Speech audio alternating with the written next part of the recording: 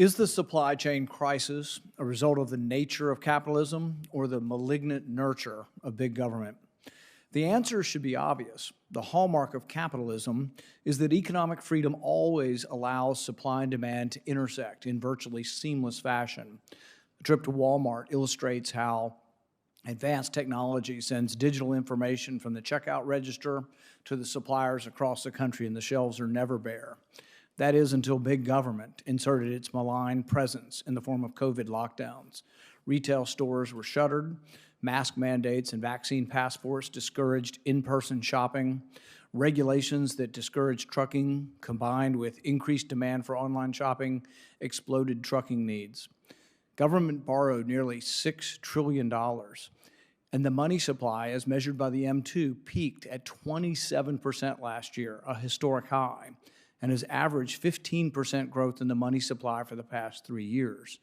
The ensuing inflation, caused by this government expansion of the money supply, cascades unevenly through the economy, adding to supply chain issues as businesses must quickly recalculate the rising costs of an inflationary era.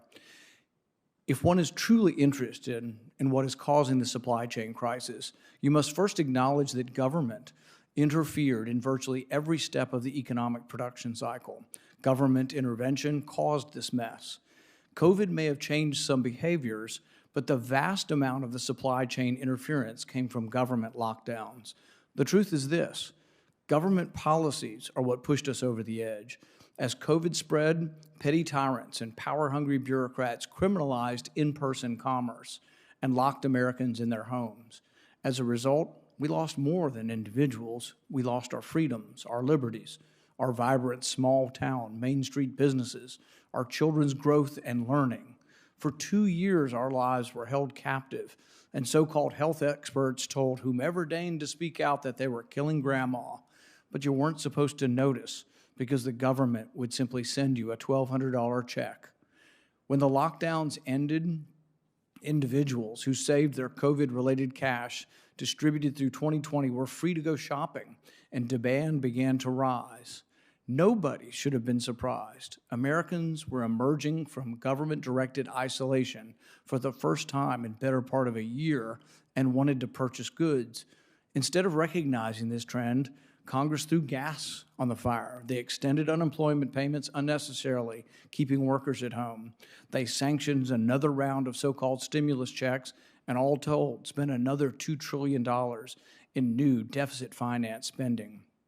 Meanwhile, California ports, America's largest, have long been among the most inefficient in the world. Extreme demand, driven by government spending throughout the pandemic, overwhelmed them. Ships carrying goods destined for American stores were left offshore. California laws banning diesel engines older than 2011 and laws limiting independent contractors combined to exacerbate the problem.